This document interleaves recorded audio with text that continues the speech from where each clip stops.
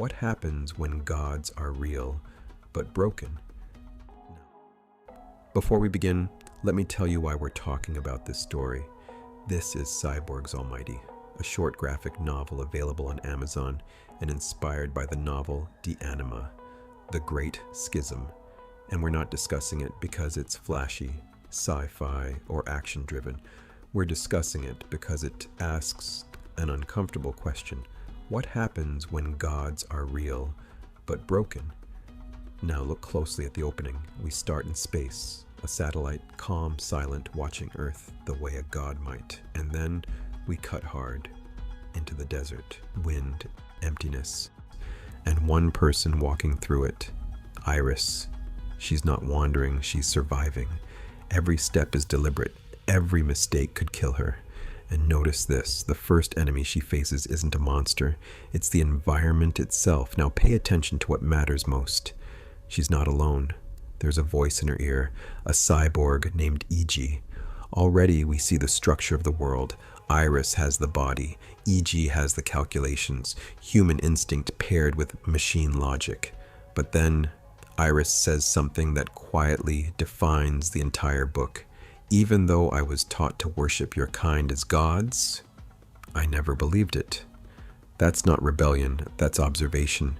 She once saw a cyborg up close, and it looked sad. And here's the idea the story wants you to sit with. A god that can suffer stops being a god. Then the desert answers her honesty with violence. Bandits appear, not monsters, not demons, just people who believe power means ownership. And Irys does something unexpected. She doesn't scream, she doesn't beg.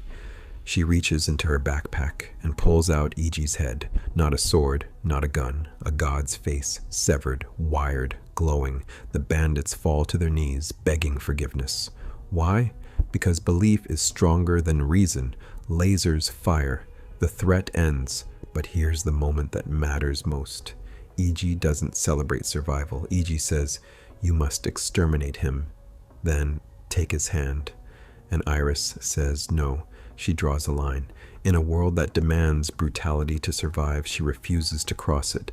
And that's why Cyborgs Almighty matters. Because beneath the sci-fi, beneath the gods and machines, the story is asking, what survives longer, the body or the soul?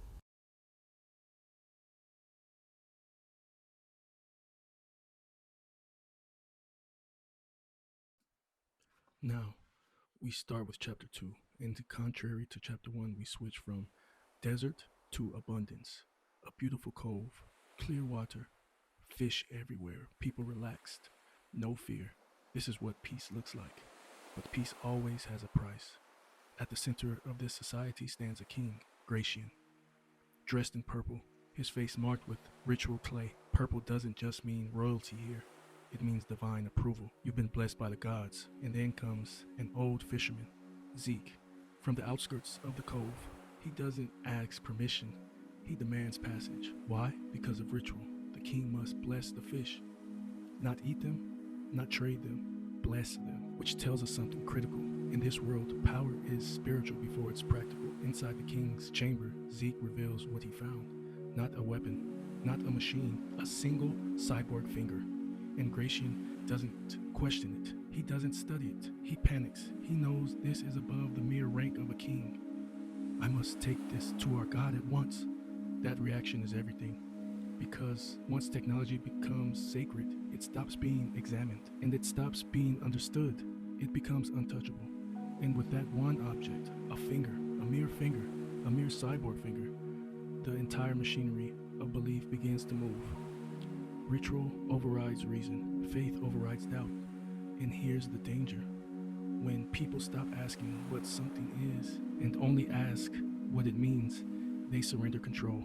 So ask yourself, who benefits most when truth is replaced by reverence?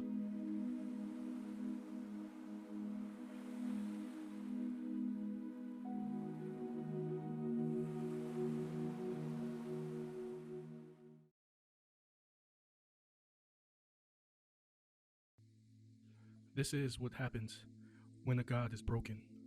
King Gratian climbs a mountain, not to rule, but to kneel. A cave, blue neon lights, not fire, not magic, technology. And Gratian drops to the ground in worship. Because his god is here, a Magnu appears, a cyborg, powerful, glowing, but damaged. Scratches, dents, wear. Gods aren't supposed to look tired. Gratian shows him the cyborg finger. The Magnu examines the finger and says something terrifying. This finger is live, which means whatever it belonged to might also still be alive. Then we learn the truth from a Magnu as he reflects to a mere human, the way a person might vent to a pet. Fully aware it cannot comprehend the situation, but speaking anyway because sometimes the act of saying it aloud is enough. There was a war, not a mythological war, a logistical one. Cyborgs versus cyborgs. Iji, the same Iji from the desert, was not evil, it was defective, just like all of the cyborgs cast out of their mothership in space because of a minor defect, and defectiveness was enough to be exiled, and even a slight defect was enough to be cast out. Earth was not a mission, it was a dumping ground. A Magnu was built to restore order wherever it was, even if on a backwards planet like Earth. But order is not kindness. Order is containment. In the reflection of a Magnu, we see the sky filled with battle. Cyborgs lying, betraying, evolving beyond the system that created them. And at the center of it all, Noru, a cyborg dedicated to chaos, disguised as liberation. A Magnu arrives too late. Iji is already destroyed, so he adapts. And when back in reality, a Magnu's defect arises because he lies, something that is foreign to cyborgs on their mothership, but he does this to maintain the thin veil of order. He tells Gratian that peace is assured, and that as long as he remains operational, everything is safe, and Gratian has nothing to worry about. But listen carefully, that's not a promise, that's a temporary condition, and as a Magnu stares at the finger in silence, one question remains. If a god can miscalculate, who pays the price when order finally fails? If you want to read more of Cyborgs Almighty, it is available on Amazon.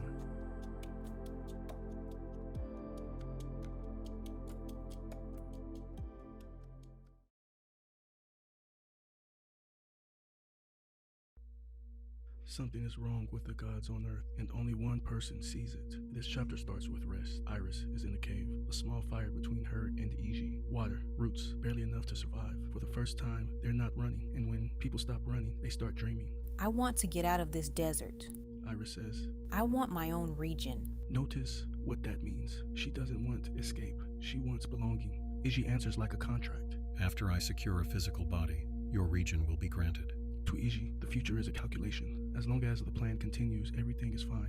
But Irys isn't thinking about plans. She's thinking about people, a place of peace, a place that's perfect. And then reality interrupts. She looks at the severed hand in her backpack. And I'm getting sick of the smell of this hand. That's the cost of survival showing itself. Then the desert screams. Irys sees from afar a boy being torn apart by desert wolves. Irys reacts instantly. We should help him. Iji says no, not because the boy doesn't matter, but because the mission matters more. You could get injured. It would stop everything. This is the same logic gods use. Order before individuals. Irys answers with something dangerously simple. He's just a boy. Iji responds coldly. They will make his death quick. So Irys makes a decision. She takes Iji and puts him in the backpack. For the first time, the voice of calculation is silenced. We're going to help him. Outside the wolf circle, the boy screams for gods that don't answer. Irys raises Iji again, and nothing happens, because this is not about firepower, it's about trust. Iji warns her it could be a trap, and Irys finally says the line that defines who she is. We always do what you want, and we end up in bad places, but I still trust you. Now, you must trust me. The laser fires. The wolves flee. It happens so fast, the boy doesn't see any of this. With his face in the sand, out of fear, he is just happy to be alive, and immediately, Iji switches back to control. Do not tell him about me. Irys agrees, not because it's right, but because sometimes protecting someone means lying. The boy panics when he sees her face. You need your colors! The gods will hurt you! Fear disguised as obedience. So Irys puts on the mask, not for faith, for comfort. The boy tells his story. Bandits, family dead, sent into the desert to find a cure, a child sacrificed to duty. And Irys understands, because she knows what it feels like to be expendable. She offers water, rest, help. Rules say outsiders are not allowed. Irys asks one question instead. Do you want to be alone in the desert? And the boy chooses life. They walk into the night together. 2 survivors, 1 protector, 1 secret in the backpack. And the danger isn't the wolves. The danger is this: Irys keeps choosing people over plans, and the universe never ignores choices like that. Please like and subscribe.